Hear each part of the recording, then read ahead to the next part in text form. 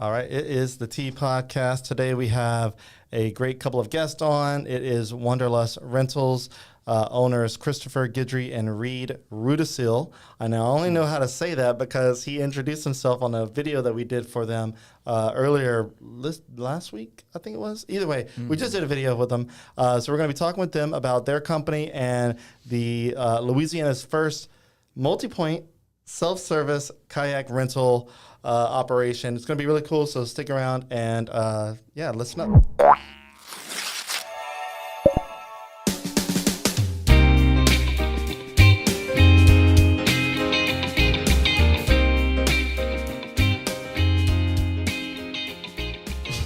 All right, so first up, we got our presenting sponsor is Chase Group Construction. They take the lead and become your one point of contact for the entire design build process.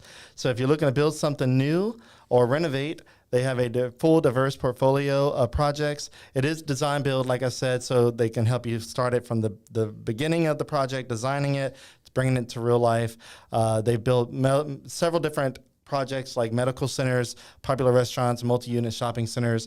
They built the Fat Pats in Breaux Bridge and Broussard. So check them out. Their website is chasegroupconstruction.com. Great local company, and they support us. So you should support them too, really.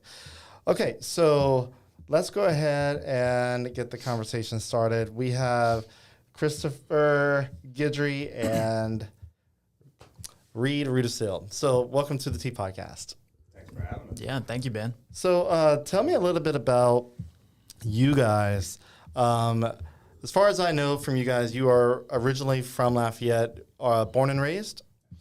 Yep, born and raised, all 30 years. Okay. 35? 35. 35 for Chris. 35 years? You're only 35? Yeah. Wow. I'm old. No, I think it's the beard. It's the beard. A lot of hard miles. Yeah. The gray, man. It's a very majestic gray, though. Yeah. The ruggedly handsome look is what I'm going for. Yeah. Nailing it. Okay, so go ahead and whoever wants to go first, just tell me a little bit about you, your kind of early adulthood, and I kind of want to establish how we got to where we are today, but I want to kind of dig into what was your childhood like? Did you have dreams of doing this? Was creating a kayak rental company always the plan, or like what was life looking like before this all came through fruition? So whoever wants to go first. Respect my elders. You wanna take the lead? Okay. Love it. Well, both of us from Lafayette grew up a lot. Both of us also grew up a lot in Milton. Hold up a second. I am not getting a feed on that particular mic. Give me 1 second.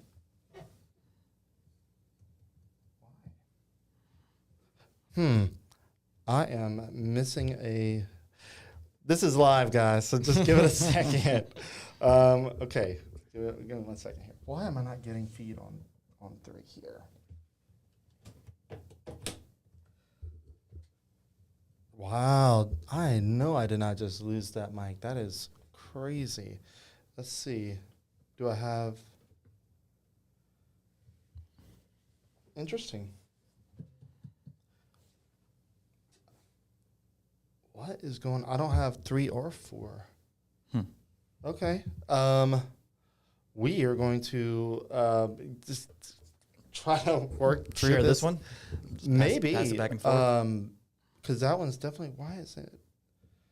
Wow. All right. That is bizarre, for real. I'm just realizing that I don't have feed on 3. Okay. So if you guys, just want to work with that. Why? That is so strange. I don't have that mic or the other one, and I'm not sure what's causing that. So if you guys just want to... You still want to go? Or? Okay. Yeah, so...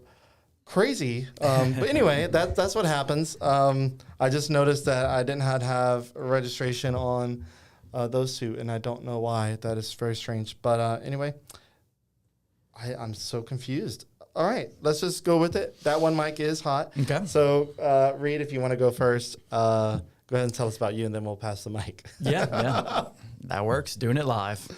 So yeah, read Rudasil. You killed in a good way, the pronunciation of Rudasil. I'm glad I killed it in a good way. Yeah, you killed it in a good way. I always lead with, it's not a common name, but my mom is a Guidry. And that's how actually Kristopher Guidry, he's my cousin, first cousins. So I do have some, that's kind of like my, how should I put it? My roots are here. With my mom being a Guidry. So, but yeah, born and raised here in Lafayette and grew up in the Milton area. I actually went to school at UL for engineering, and I graduated in civil engineering. But while I was there, something just didn't feel right. I just didn't feel like that was my path for the rest of my life. Whether it be the working an 8 to 5 for somebody else for the rest of my life, or just being in engineering for the rest of my life. But nonetheless, I got my degree. But come day one of after graduation, I never even really held a job in any kind of engineering, civil engineering kind of field. I did have internships, summer internships while I was going through college. So I was able to get a taste of engineering, but it just wasn't for me. Something didn't feel right. But I didn't know what I wanted to do. So after college, I started managing a crawfish restaurant. I started a lawn care business, kind of got into some real estate investing. Nothing to do with engineering. Nothing to do with engineering and nothing to do with kayaking either. You kind of mentioned how we kind of got to this point. We definitely are both outdoorsy. Chris and I are definitely outdoorsy individuals. We love working for ourselves. We love kind of going against the status quo.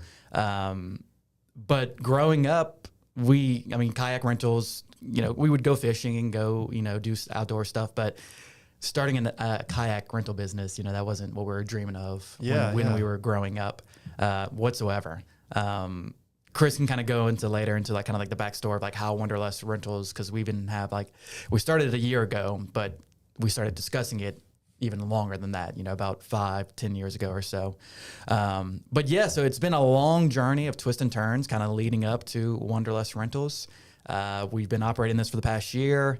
Like I said, I have a lawn care business that I'm transitioning out of and going full focus on the kayak rental business, as well as I do have a property management business and own a couple of properties here in Lafayette. So that's where all of our focus is, at least my focus is with those kind of 2-3-ish companies these days. So you said, correct me if I'm wrong, you said you were 30. I'm 30, correct. Yep. And have you held a 9-to-5 job before? Summer internships, as like a summer intern working 40 hours, like a 9-to-5 sort of thing. Yeah. And then other odd jobs. But like after graduating college and working like the traditional 9-to-5, I've never really done that. Okay. I've done just basically, like I said, I was managing a restaurant, and that was just working all kind of odd hours. Then I just started cutting grass on the side. That kind of turned into a full-on business in and of itself, which kind of got me to where I was, today, which it was never my goal to kind of, or as I grew the company, I realized I didn't want to grow it to like the next level. Yeah. And that kind of got me thinking, okay, what can I do next? So then I kind of got into some real estate, started the property management company, and then Chris and I kind of started talking about kayak rentals, and Wanderlust was formed, and now here we are. So Chris and I joke, instead of working 40 hours a week for somebody else, we decided to work 80, 100-hour weeks for ourselves. Well, that's the life of an entrepreneur. Exactly. It really is. It's a crazy life. 100%. But yeah, so that's great. Kristopher, go ahead and pass the mic.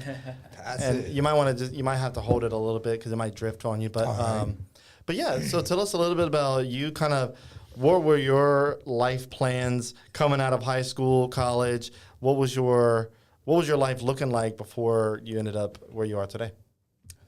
So after graduating Como High, I ended up not choosing any after school and any schooling after that, and I went straight into the workforce and started working as an electrician's helper. And within a couple years, I was at the point where I was running crews for a company, and then also got the opportunity to help somebody else build a company in Lafayette, where we actually wired up a bunch of stuff for a Chase Group back then. Nice. And always knew I wanted to work for myself, but really did not want an electrical business until the beginning of 2020. I was finally ready that I just wanted to work for myself, and electricity was what it was going to be. Poor judgment, because I opened that business right before COVID happened. Oh, lovely. So that one didn't last that long. When actually, me and my fiance own a home maintenance company, which, just like his lawn care, we're starting to dial back from it. And I'm moving more towards trying to help teach tradesmen sales processes and running their business. Because a lot of tradesmen, they learn their trade fantastically, but when they go to work for themselves, they don't know how to, one, get leads, convert leads, and even keep those customers in their sphere. Yeah. So that's something that I'm trying to make that pivot to not be out actually doing any physical labor or managing or anything like that, and more so just trying to help people learn how to better their businesses. And it'll definitely help us with Wanderlust, because I need the time. Yeah. Okay, so we are about 10 minutes in. I want to go ahead and just kind of pick your brain on, the start of Wanderlust. You guys both said that you're outdoorsy type of people. At what point in this journey of growing up, becoming adults, and trying to figure out what you're going to do with life, did you realize there was a need for this? Because obviously this could not have happened overnight. There was probably a lot of talk, a lot of back and forth about it. So, yeah, tell me a little bit about how kayak rentals came up. So, originally, probably almost a decade ago, not long after our grandfather had passed away, we were sitting on the family property that his mother has now, and they have some fantastic B&Bs, the cottages on the bayou. Yeah, and you said you guys were cousins, right? Yes. Correct. Yeah. Yes. Yeah. So my aunt, his mother, that's her property, and they have some great. We were actually looking at the property before, when they still had long-term rentals on it, and we were like, what could we do with that? I think it was after the long-term rentals were gone, because it was after the flood of 16. We lost a bunch of them. We were trying to think, man, wouldn't it be cool canoeing or kayaking, thinking of like T&J Rentals in Wiskachita. And we're trying to figure that out, how we would do that, but not understanding how to make the numbers work properly. And we ended up just kind of tabling the idea for many years until last year. My company was helping them do a renovation of a 100-year-old house for their B&Bs. And me and Reed were spending one afternoon sitting on the back on the banks and looking at the Vermilion. We wanted to go kayaking again, and my apprentice wanted to come. But he didn't have a kayak, didn't have one means to buy, one means to store, one means to transport one. So we tried to reach out and look, could he just rent one and come with us? Nowhere in town did them outside of guided tours. So what we did was start to figure out, why is that? We asked these questions and kind of figured out what it was. And it was logistics and things like that. And over some time of us figuring out how can we solve these problems, Reed stumbled across some tech out of Europe that we were able to adapt a little bit into what we need. And then as we kept going, at first it was just going to be one on that property. And then we started seeing the docks and started realizing that we can fully realize the idea by becoming Louisiana's first multi-point, and by offering that the means of renting one, or rent at one location, return at the next, and let you choose that. Okay. So we just started going down that road, and we've been about a year now doing our due diligence very heavily with it, and, networking and trying to meet people where we can get operating agreements to do this, where we focused on mainly the Vermilion River and the Bayou Teche. All right. Before we get too far, I want to go ahead and try one thing to maybe potentially solve the mic dilemma here, because I feel like it's going to get a little clunky. So I know this is live, and those that are listening after the fact, just know that we film all these live. So give me 1 second. We're going to try something.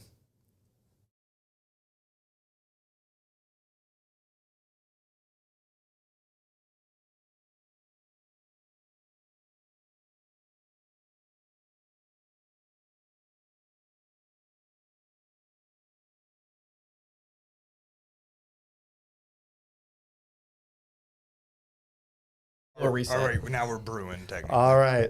I think we fixed our mic dilemma. I have 3 lines of audio now. I can see both. Go ahead, and Kristopher, just say something funny. Check 1, 2. All right.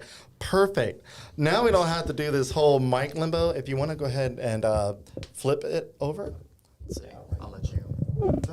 Okay, perfect. Don't want the boom to be in your face. Okay, now we can have a conversation that's not so dependent on passing this mic. See, look, guys, as sophisticated as all this may look, there's a lot that could happen. I mean, just restarting this board helped out. So and I would have never have noticed if it weren't for these nice little green audio bars. Okay, so you were talking about just coming up with the idea of Wanderlust, and you said you guys are about a year in now to the due diligence. Has it been about a year since the thought process came up for this, or like has this kind of been on the back burner for a long time?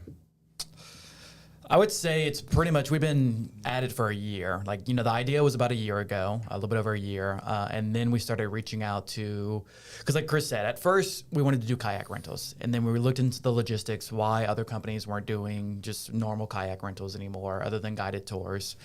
And then, our first thought is like, okay, well, if we want to do a kayak rental, then we have to have it's a manned operation. So then we have to pay an employee 8 hours a day or whatever, and all the other expenses that go along with having an employee. Yeah. So then with our property management company that we have, we manage short-term rentals. And what Chris was referring to, our family property, the bed and breakfast little property, they're all short-term rentals. With short-term rentals, there's so much technology involved with the management of it to help basically just operate it, mainstream it, and also automate it. From the smart door locks to every guest that we have, their code to get into the door is the last 4 digits of their telephone number, and it's automatically done as soon as they make the booking. Automatic messaging, all kind of automations are done. So I had the idea of like, okay, well, a manned operation for kayak rentals probably won't work. But what if we do a self-service? And I said, okay, let's try to see if we can just make our own little system using the smart locks and automations and software. Then I stumbled across other companies throughout the states that were kind of providing the software. But like Chris mentioned, it was a Europe-based thing, right? Exactly. The company that we ended up going with is based out of Europe.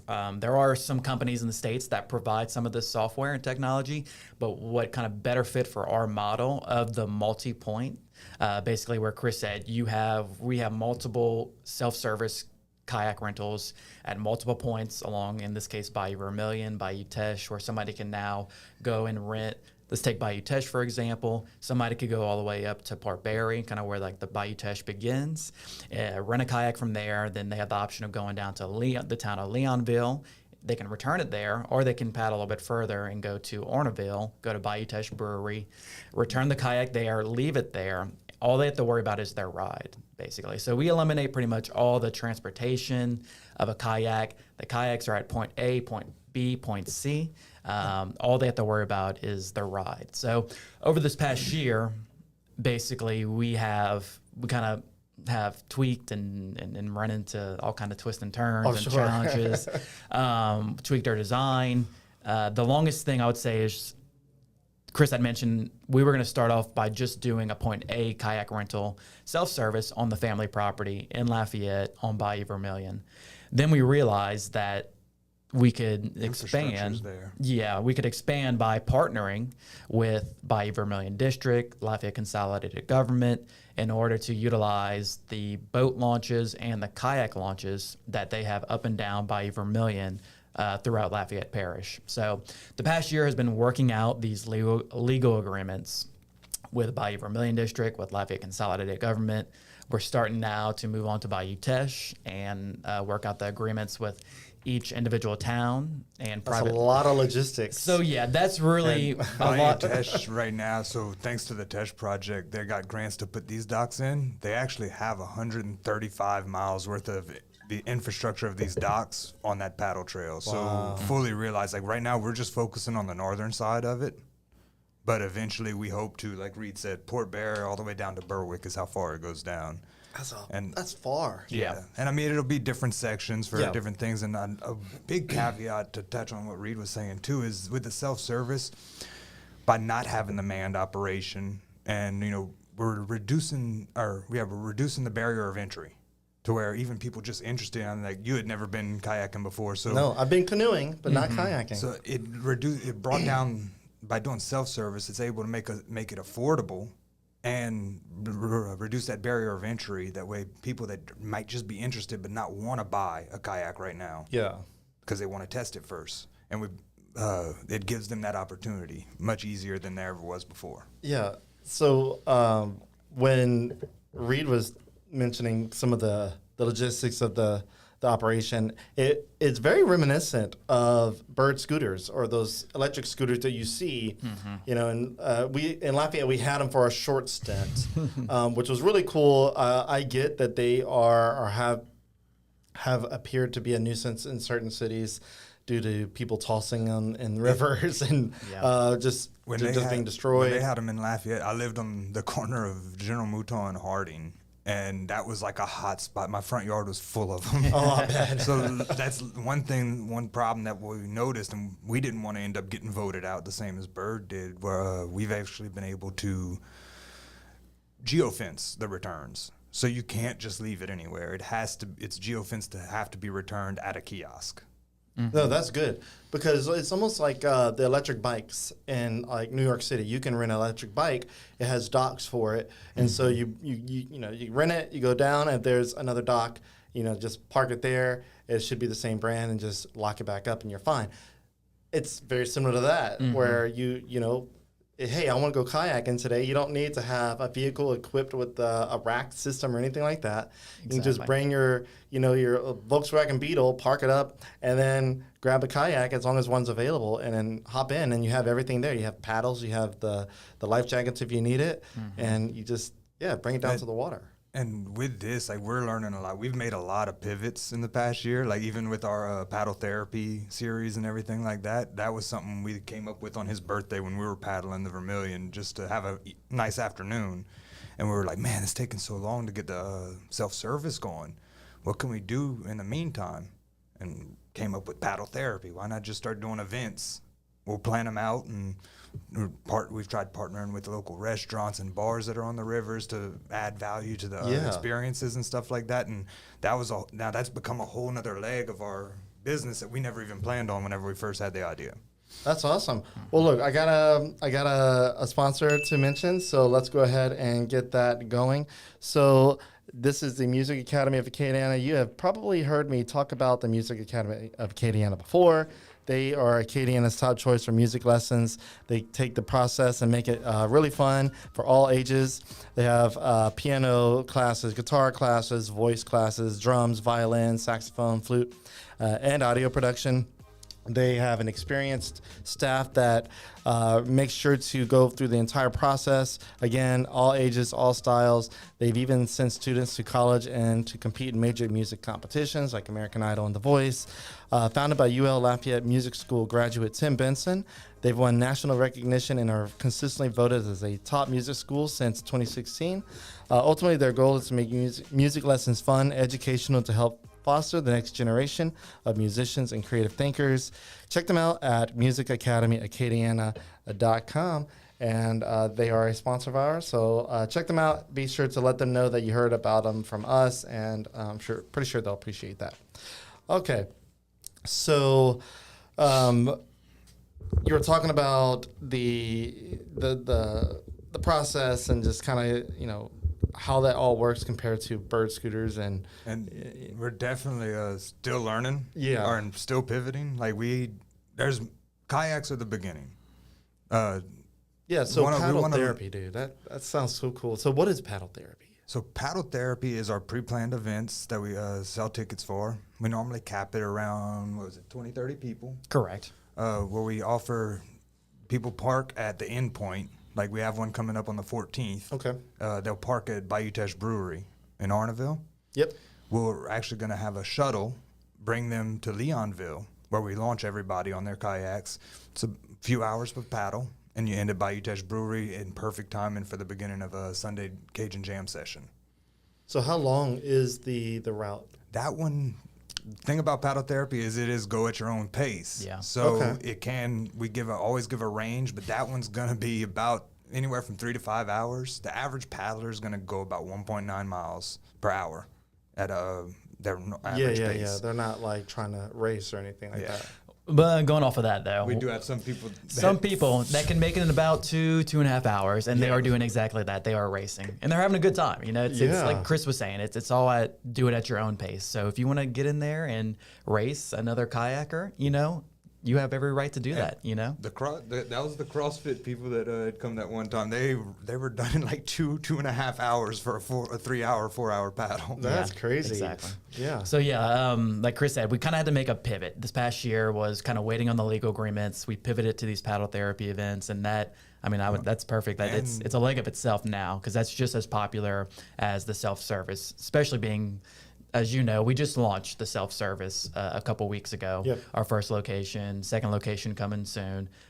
So the paddle therapy has gotten a lot of attention, media attention, and everybody loves the concept. One of them, we're the first to be bringing it to Acadiana, is not just the self-service, but the glow paddles. Mm-hmm. So we started actually off of just random ideas of us talking back and forth and trying to figure out being creative.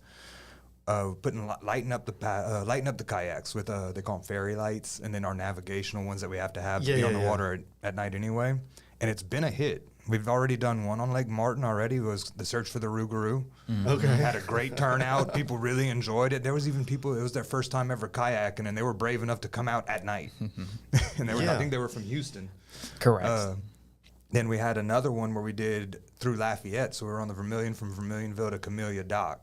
Right in River Ranch, and that's a beautiful paddle at night. Like the bridges in Lafayette at night, from that point of view, that's one of my favorite things about the business, actually. Dude, I'm gonna have to do that one day, just because so we didn't mention this, but whenever we made the video for you guys and did the post about the service launching, you guys let my little boy and I go on a kayak ride, and that was the first kayak that I've ever sat in. I've seen them, and I've always thought it looked cool. I was like, one day I want to do that, but you know, kayaks can range in price, and I was like, I don't have a need for that. First off, I don't have a vehicle that can carry that, so it's like, you know, where would I find myself? And then I found myself having an opportunity to get on a kayak just last week, and I was like, okay. And my little boy, he warmed up to it, as y'all know. But I had to talk him into it. Dude, we were talking for a while. Thank you for warming him up, because I really wanted to do it, but I was like, you know what? I don't want to put my little boy on there and he's freaking out. Mm-hmm. But yeah, so it's just one of those things where I'd love to experience more of the distance, because we only went a little ways. It was so hot, and it was like midday and just drenching with sweat. Didn't bring any sunblock or anything because I wasn't sure what was about to happen. But I'd love to do like an evening, like nighttime thing, have with all lit up. I think that sounds amazing. And I think it's definitely gonna be popular for these summer months, because, like you're saying, the days are really hot right now, especially once we're going through July, August. It's gonna be pretty darn hot. So I think the night paddles for the ticketed events are gonna be a hit for the next month or two. And so the ticketed events, like what can people expect to pay? Because right now, you guys are at $20 an hour for a single, if you just rent one on your own? Correct. Minimum of 2 hours, right? Minimum Correct. of 2 hours, yeah. So normally it's $40 for a single for the self-service, $60 for a tandem, minimum of 2 hours, again, for the self-service. For the paddle therapy events, they're normally ranging anywhere from, I say, $45, $50 at the minimum per person, to like maybe 55, 60, 70 if we're partnering with like either a cafe or a restaurant, because like Chris mentioned, there are some restaurants and cafes and bars located along both Bayou Vermilion and Bayou Teche. So after somebody does a 2 to 3, 4 hour kayak, they're very thirsty, they're hungry. So we also sometimes try to partner with some of these local cafes to where a drink or some food is included in that ticket price. But that's awesome. So anywhere from 45 to like 75 per person. This above, and that's for the entire experience. Not an hour. It includes the shuttle service. We also give out waterproof cell phone lanyards that they're able to put around their neck, and the phone's triple sealed. The phone's safe to where you can actually still use it, but even if you dropped it in the water, it's not going to be damaged. Yeah, you can take pictures. Exactly. Pictures. We also supply everybody with plenty of water and snacks as well. Dude, so the $45 per person to start, and like that, you get all of that. Yeah. That sounds so cheap. It sounds so cheap. Absolutely. Yeah. Like we also do events on Lake Martin. Yeah. So we have like, our cheaper rates, we, also reflect like some of our Lake Martin rides, basically where it's a point A to point A. Basically you just meet at the Lake Martin boat launch, and then we just provide you the kayak rental with your life jacket, your paddle, some water. And you just kind of go out for however long. 2 hours is the normal allotted amount that people will go out on. And for those, we kind of name those on our booking as a Lake Martin free roam, because like a big thing about us is we're not guides. We love the paddle therapy. We're out there with y'all, but it's really just to be there for support. Like we carry waters and everything in case anybody needs them while we're out there, but we're not guides. So, and that's what our whole business was about, the whole reason for the self-service. But we do offer guided tours exclusive. We have one guide that we exclusively use. It's Timothy with he has Acadiana Adventure Guides, and he exclusively does our any guided thing. So we can accommodate that if the people do want it. Yeah, yeah. Okay. So I had a thought earlier. We were talking about the accessibility and all that good stuff of kayaking. How much is a typical kayak going for? Like, just if somebody wanted to go buy an entry-level kayak right now, like, what does that look like? Anywhere from $299 up to $3,000. Yeah, the cheaper ones you'll find, of course, some of the local big chain stores, Academy, Walmart. Do we still have Dick's? Dick's. Okay. Yeah, one of them closed. One of them, Field and Stream. Field and Stream closed, but Dick's got bigger. Okay. Yeah. I got excited. It definitely expanded. That's what she said. But yeah, so the entry level ones you can find at these big chain stores. Pelican is a common brand.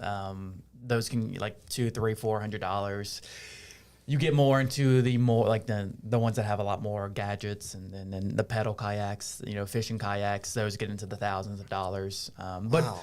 So I mean, you look at even like $200 to $300 of you buying a kayak, which a lot of people can definitely do, but then you have to store it somewhere, you have to transport it, maintain it. Where gotta basically buy paddles, gotta buy life vests. Exactly. So none of that comes with it? No. Oh my God. Normally no. So, or for $40, you can go on a 2-hour trip. Exactly. Sort of thing. We provide the paddle, the life jacket, we clean it, we maintain it, sort of thing. All you have to do is just launch yourself into the water, take it out, return it. Yeah. And you're done. Safety. I feel like kayaking, for some people that are diehards, it's great to have your own, pay for it, keep it up, maintain it. But for the people that are like the fly-by-night doers, you know who you are. You get really excited about a particular activity or thing, and you spend all kind of money, you spend all your energy doing something, and then 3 months down the road, you have this stuff, whether it be a kayak or let's say you got into bow hunting and you bought all this expensive stuff, and then the hobby fizzles. Yeah, the hobby fizzle. You just let it fizzle out, and then you're like, why did I get into this? And like, how come I didn't think about keeping all of it and like maintaining it and storing it? So what's really cool is, like, for me, I don't like to hobby fizzle because I'm very careful about where my money goes. I want it to go exactly where I want it to go and be used appropriately.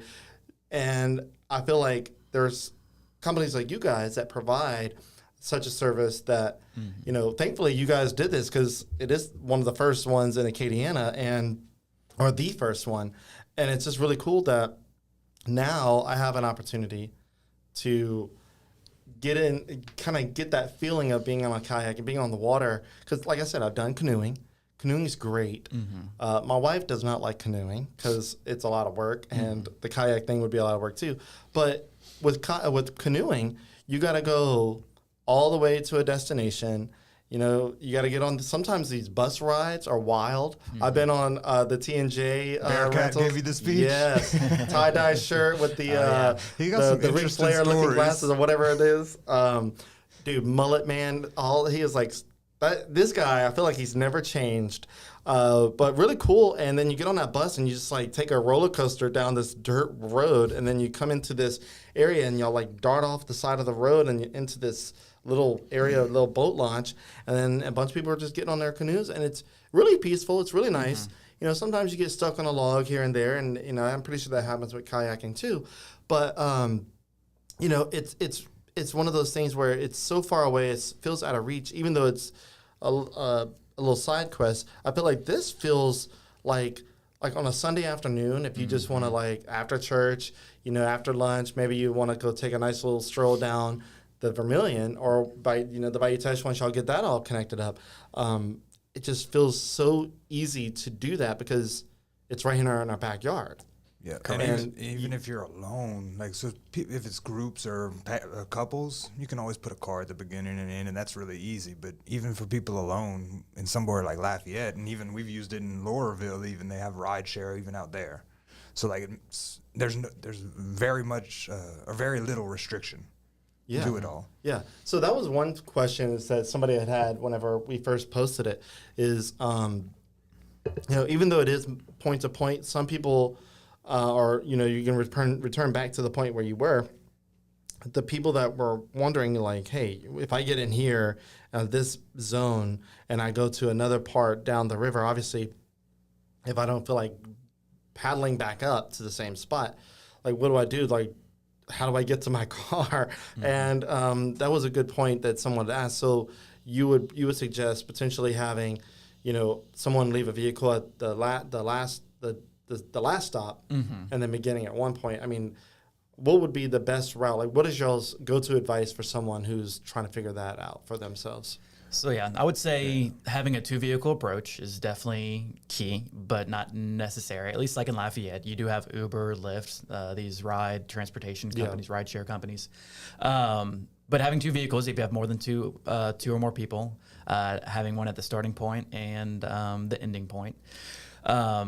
Or, you do have the option of going, because right now we only have, I guess, two locations in Lafayette. We have at Vermilionville by the airport on Bayou Vermilion, as well as Southside Park off of E. Broussard and Robley, kind of closer to the Milton. To paddle from Vermilionville to Southside, that would take, 4 to 6 hours, depending on, again, the person, how quick you're going. And that's a trek, especially because we're trying to get people that maybe have never kayaked or don't kayak often. So a 4 to 6 hour paddle is more of an advanced level. Correct. And that's how we advertise it. We don't say that's for beginners. So until we have our other locations, which are going to be at Rotary Point, at the Camellia Bridge, that's going to be able to split those gaps up. So then Camellia Bridge, that's in River Ranch area? Correct. Directly across from Rufino's. There's a kayak launch right there. Wow, that's awesome. Rotary Point, of course, has the boat launch. And then also we're going to have another location at Acadiana Park Nature Station, mm-hmm. which also has a kayak launch. So once we have all 5 points on Bayou Vermilion, that'll break everything up into nice little chunks of like 2 to 4 hour paddles, with the average being like a 2 hour paddle. From Vermilionville to Rotary is about 2 hours. Rotary to Camellia is about 2 hours. Camellia to Southside's 2 to 3 hours.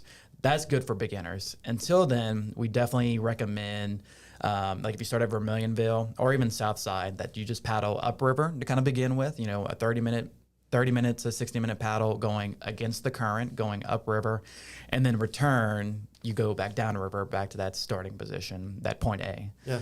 So that's what we recommend. And then, but when we do have those multiple locations, the two-vehicle system or the ride share, eventually, which kind of goes into like our future plans. I don't know if you wanted to mention something. Eventually, we'll have other products that... Kayaks are just the beginning. Okay. So even... Well, let's not go there yet. Yeah. We can touch on it if you care to. We can touch on it towards the end. We're almost there. Okay. I want to show some pictures of the product. I want to show pictures of the kiosk. I think that's really cool. So those that are watching, I want you to get a feel of what we're talking about. So go ahead and put this picture up now. So this is the photo of the location at Vermilionville. So 300 Fisher Road, so it's like right off of Surrey. If you know where the airport is in Lafayette, pretty much right across the street at Vermilionville. You can check them out. Right now, according to this photo, there's 4 kayaks that can fit in this spot, right? So I actually was going to bring that up. On that day that we took the pictures, we were on a severe crunch time to get ready for your interview. So we actually have double the amount at that location now. So it's actually 8 kayaks. There's 4 tandems and 4 singles. Oh, wow. So, okay. So we doubled that since we actually did the interview with you. That is good to hear, because one of my questions was going to be, what if you guys run out of kayaks? Mm-hmm. Let's just say you got a big burst of people that want to do it, like a group. Mm-hmm. Well, so we do encourage for groups larger than like 4. Yeah. To go ahead, especially groups 10 or more. We do have special rates to be able to accommodate stuff like that, and we can actually, to ease there is add-ons such as shuttle and everything that we already have everything in place that we do for paddle therapy, that we can accommodate somebody that wants to do, like a church group or just a family reunion type paddle, corporate team building events, stuff like that. So because we have everything already put together for paddle therapy, we do offer that as well. Okay. We have a surplus of kayaks that more than just those 8. So yes, if somebody has like a group of 4, 8, and they want to do kind of like the self-service model, we can provide and bring extra kayaks to said location for a group of like 4, 8 or more.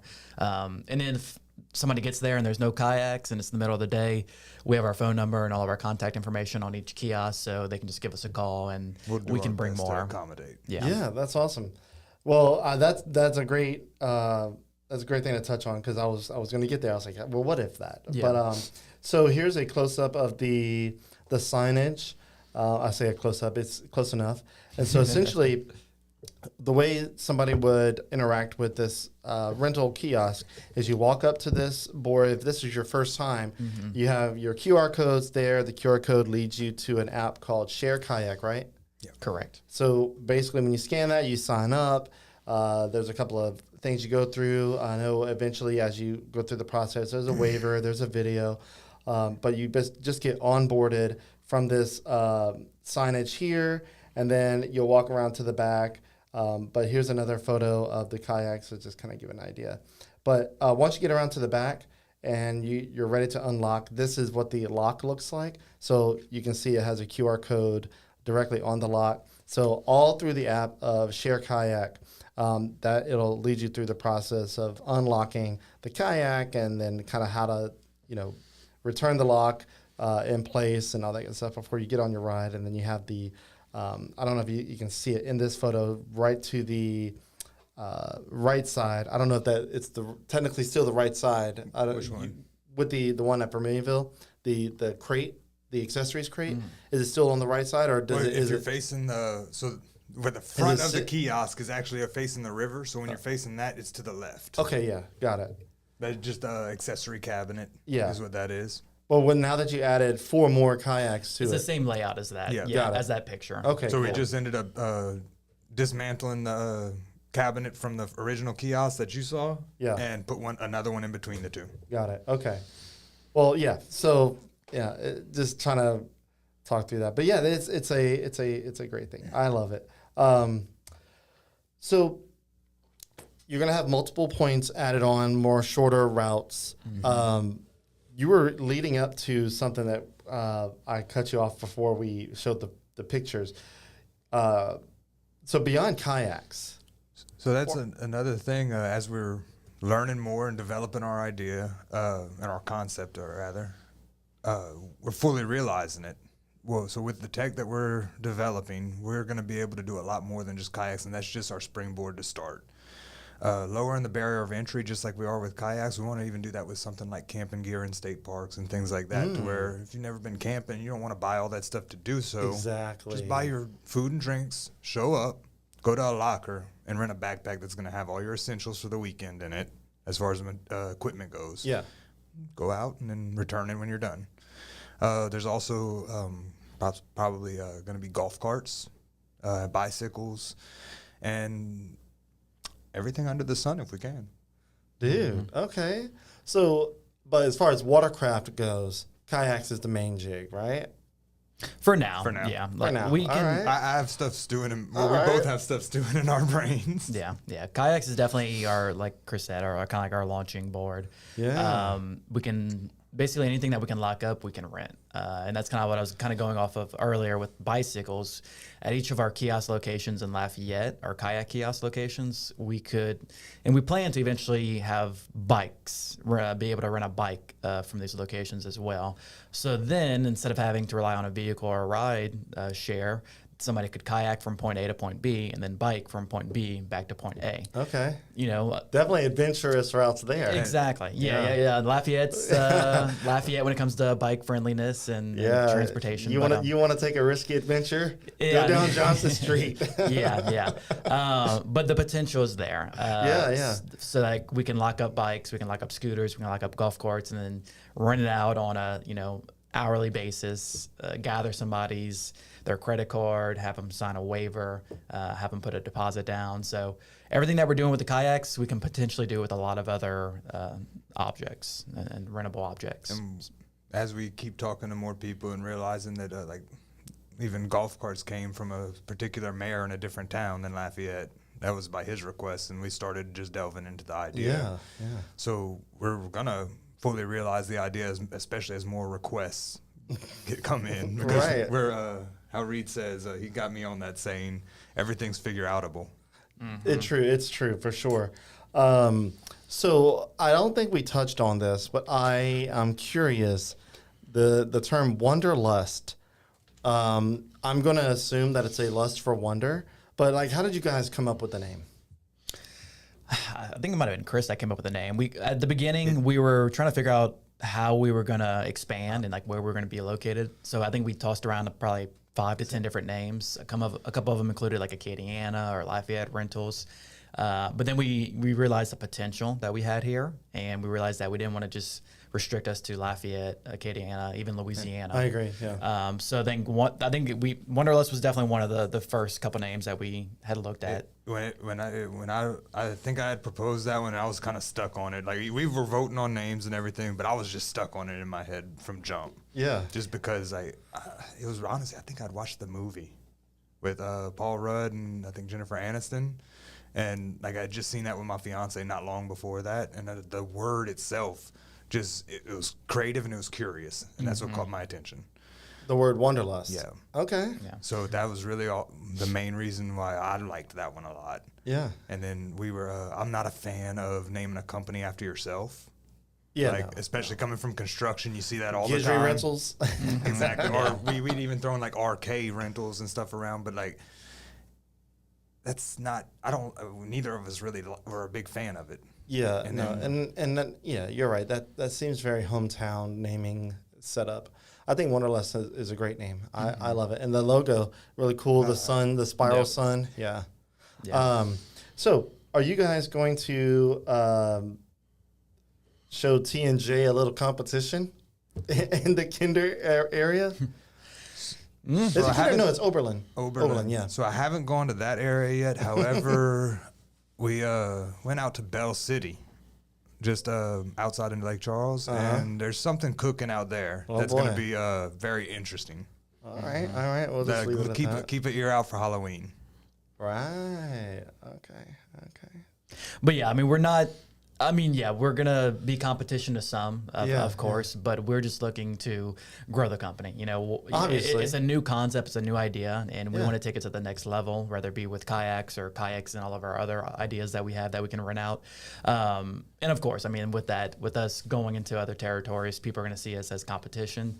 But it's a brand, it's a new concept. People love the concept of self-service. Self-service is everywhere right now.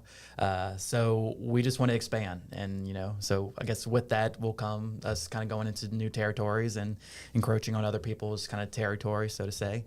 But we're just looking at it like we just want to grow the business sort of thing. So we're not looking to impose on anybody, but we are looking to do the best we can as well. And we're very much more into collaborating than anything else. So yeah. And I think the self-serve aspect of it is amazing because, just having to have a company hold your hand through everything. Some people need that, but a lot of people are pretty self-sufficient, and offering that is the best thing. Because I get a little weird when like I have to approach somebody who I don't know, and thankfully T&J, I'm familiar with that, so I'm used to the whole spiel, but. There's an intimidation factor, and even with this, probably people that aren't used to doing things on their own, and like especially if it's app based, some people kind of get weird, like, okay, how do I do this? Am I gonna mess it up? But yeah, just to know that you guys are expanding to other options and more than just kayaks is really cool because, like, I feel like, I know this is probably not on the radar, but like tubing. I don't know if anybody would want to tube in the Vermilion, but I'm just saying. We'll get them on a kayak first and maybe later down the road. But, whenever I first moved here, my wife talked me on to calling it the Poo Poo River. I've heard a lot of people. Can we edit that part out of this the podcast? So it's actually, thanks to like organizations like BVD and BVPA, they've actually cleaned up the river significant amounts in the past couple of decades. And granted, it's maybe not tube worthy yet, but the more we're bringing attention and getting people using it as a recreational resource in Lafayette, the more attention it's going to get and the more maybe federal money we can actually bring in to clean it up even more and take it to that level. Yeah. So I think it's great because whenever I sat in on the kayak and got onto the Vermilion, I said to myself, it doesn't smell. Like some parts smell like fish, like it's like a fishy smell in some parts, and that just comes because it's a body of water. But like I was like, oh man, I mean, this is not as bad as I thought it was. There's only certain areas on Ambassador and Pinhook, or like I say Pinhook, Highway 90, where you'll cross a plant, and there's their own smells in the plant, but the water itself does not have that smell. And so to call it Poo Poo River is it's only because the smell when you pass by the plants. When it lingers from decades ago. Yeah. Because, I mean, we weren't as eco-conscious as a people. A lot of people weren't. Back 30, 40 years ago. So there was things that, just the old Cajun mentality, I just throw it in there. That tended to happen a lot, I'm sure. So still happens. I know, especially on some back roads in the parish. I live closer to Kington, and there's a road that I take to get to my house sometimes. And this particular road is a dump site for people. I'm like, and it's such a beautiful road. The trees kind of cover the road, and it's very nice. And then you'll see a tire, you'll see a mattress, and I'm like, really?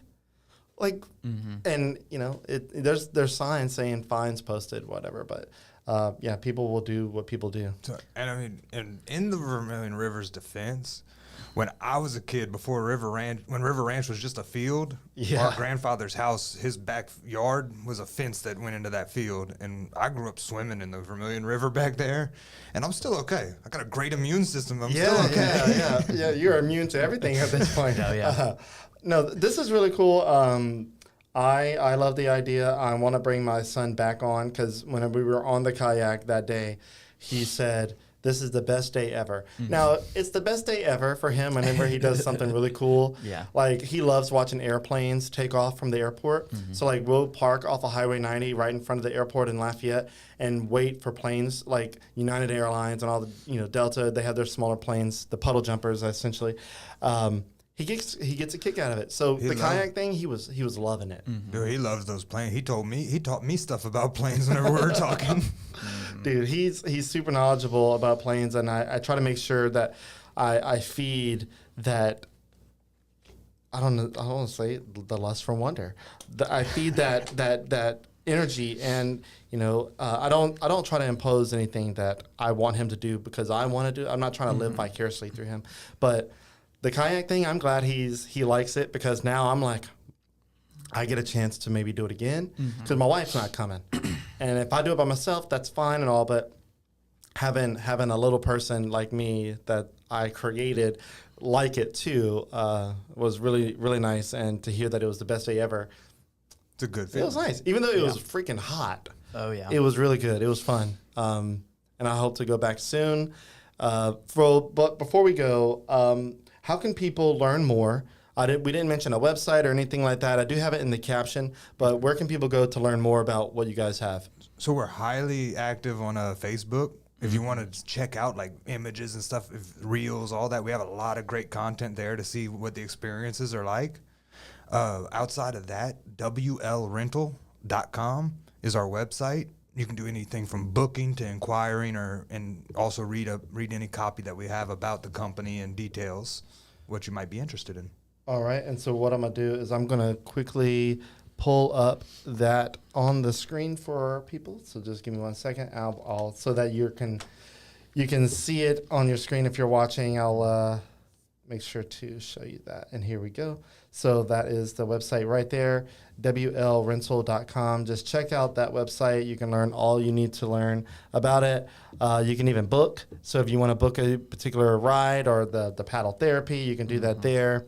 They also have their phone number on there. They have an About Us and a gallery. It's just really cool. You can find out all about it. And so check them out. Is there anything that we did not mention? I showed several photos. We talked, of course, a lot about it. But is there something that we didn't mention that you guys want to make sure that is brought up? The only one I have is way too many people to list. But after the milestone of launching that first self-service, I definitely want to extend a lot of gratitude to everybody that helped us get there, because it was not done by just us. We had a lot of help along the way from different organizations like BVD, BVPA, Tesh Project. They've been great assets to help us move this along. How does yourself included? Oh, I appreciate that. How does Vermilionville feel about it? Obviously, it's like right next door. It's in the parking lot essentially. Mm-hmm.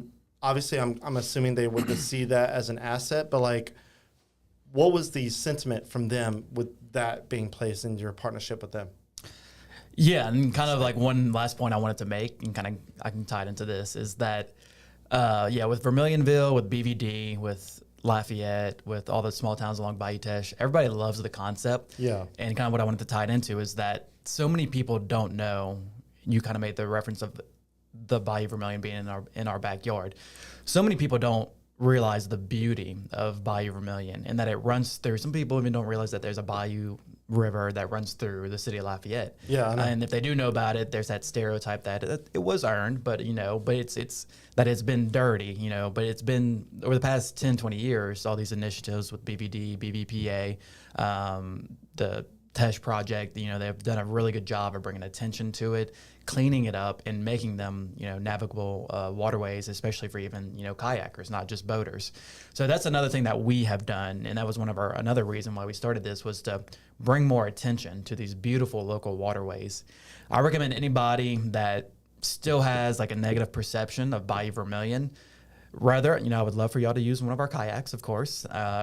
But if you have access to a boat or your own kayak, paddle the Bayou Vermilion from Acadiana Park Nature Station to Vermilionville. It is about a 4-hour paddle, but you don't feel like you're in Lafayette anymore. It's not a whole lot of houses, just nature, it's scenery. It's absolutely beautiful, a beautiful stretch. So I recommend anybody that still has that negative perception of Bayou Vermilion to paddle that, and that'll change it completely. But even the other stretches, the stretches that run underneath Pinhook Bridge, the stretches that run behind the houses along East Bayou and West Bayou, it's just a different perspective that you get to see Lafayette from the water view of Bayou Vermilion compared to just driving on the streets, walking on the sidewalk, sort of thing. So we're very happy to bring the attention to these beautiful waterways, Bayou Vermilion, Bayou Teche. We want to get more people on the water. All these organizations, they love the concept because they want to bring more people to the water. The more people talking about the waterways, the more people that are on the waterways, the more people that are also, and with some of our technology, we incentivize litter abatement, so trash pickup. So more people that are on the waterways, they see trash, they may be more obligated to pick it up, especially with our software. We have the ability to give discounts to people that pick up trash and also take photographs while they're using our kayaks, while they're using our software. They can take a photograph of a picture of the trash that's in the bayou, and then once they pick it up and then toss it in the trash can on land, they take another picture. We see that, we give them credits, free rides, free possible drinks, or with any kind of restaurants or bars that we're working with. So, so I guess to answer your question, Vermilionville, Bayou Vermilion District, they love our concept. They want more people in the water. More people in the water, more attention, possibly more grant money, possibly cleaner waterways. So it's really it's a win for everybody. I would think. And even the small towns are excited about it because we're going to bring in foot traffic to their small towns around those docks. Even Roe Bridge there's downtown Roe Bridge. The dock's right there by the church. Right. So you can go to what's the name of that place? Just the restaurants. The down company there. for restaurants. I don't know all of them. Yeah. I just did this like last weekend and walked through there, but I can't remember the names of them. But yeah, there's a dock in downtown Burbridge. There's a dock in downtown St. Martinville. The towns of Port Barre, Leonville, Orneville, Lauraville, the village or town of Parks, New Iberia, Jeanerette. You know, they all have these official kayak docks. So all these small towns, we want to put our self-service kayak rentals. So then, like Chris said, it gets not just people in the water and attention on the water, it also gets people in these small towns go and shop in their shops, buy food, buy drinks, tax dollars, sort of thing. So, and there has been a recent push, I feel like, to kind of revitalize and bring more attention to small downtowns and rural areas, Louisiana, nationwide sort of thing. So I feel like we kind of play a part in that, or we're helping them, you know, got to get more people in these small towns by having our kayak kiosk eventually located there. Yeah. So I feel like, go ahead. I'd love to make the mention as well, because of all the stuff we are trying to do. Yeah. Anybody that does have a business, especially restaurants, bars, and stuff like that along the bayous, and they're watching this, please reach out to us, because we do like to collaborate a lot with people. Yeah, I love it. I think it's an amazing concept. And kind of going back to getting more people on the water, I feel like it's not even a feeling, it's a truth. Lafayette has done a poor job of utilizing that asset of the Vermilion River running through our own city that we just pass over every day and just look at it as, you know, quote unquote trash river, and not thinking of it as an asset. Like, we don't have any major businesses, anything that people can do as part of the river until now, where we're starting to see some push for it, which I think is great for you guys, like kind of like pioneers and getting people onto the water more commercially. But like, there was talks a couple years ago of making a business that utilizes the river right there off of Highway 90 and Pinhook. And it's still in the process. I know there's a lot of work that has to be done for it, but the old Trapeze building, that's going to be a really nice thing once it does come to fruition, whenever that is. But, you know, other cities utilize their water. Like Lake Charles utilizes the lake a lot, and it has a water feature. Baton Rouge has some water features there, and you can experience that. In Lafayette, we're just like, push the little river away, try to hide it. And I think it's great that we're getting into a position where we're like, okay, we need to utilize this asset, because it's a beautiful natural part of the Lafayette area that we just tend to forget about. It's definitely an asset. You know, it's not a liability, and that's kind of how people have treated it before. A boardwalk at the Trapeze building, that would be amazing. You know, restaurants and hotels. Imagine rooms. all the kayaking that I would not complain. I would not complain. So yeah, if we can help in any part by getting more people in the river, more attention, you know, that's what we're doing. You know, so we're excited. Yeah. Awesome. Well, guys, thank you for coming on and talking about it. I'm pretty sure any chance you can get to talk about it, you're going to take. So, yeah, and if you want to, like I said, if you guys are listening or watching, want to check out the company and rent a kayak or any of the things that they offer, go to WLRental.com or just go to Vermilionville and set up and go get you a kayak and give it a shot. It's really cool. If you've never kayaked before, it's not hard. I thought that I was going to be flipping the boat or flipping the kayak. It is super hard to flip. My little boy was freaking out for a little bit because every time I'd paddle, the boat would shift. But it really didn't feel unstable at all. It felt super stable. And when y'all were coming back in the pictures I had snapped of y'all, he was like hanging off the side playing in the water. Oh yeah, he was hanging off the side, and I was not even worried. He was just, it felt pretty sturdy. So he looked like he had a blast. He had a whole lot of fun, and he wants to do it again.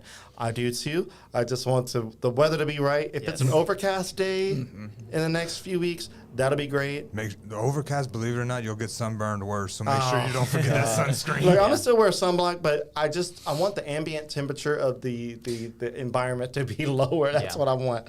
I don't want this 110 degree feels like temperature. That is just brutal. and the amount of sweat. Like, I think there was a little bit of water from the paddles in the boat, but I swear that was probably some of my sweat in that boat. But yeah, anyway, guys, thank you for coming on, and I enjoyed the conversation. I do apologize for the mic situation in the beginning, but it is what it is. It's showbiz. Yeah, right. It happens. Anyway, Kristopher Reed, not Christopher Reed, Kristopher, Reed. Thank you for coming on, and y'all have a great weekend. And I hope you guys had a good 4th of July. Absolutely. We're working on that next kiosk. Yep. Yeah. Awesome. Always working. Yeah. Cool, man. Y'all take care, and that is it. Thank you, Ben. Thank you, Ben. All right.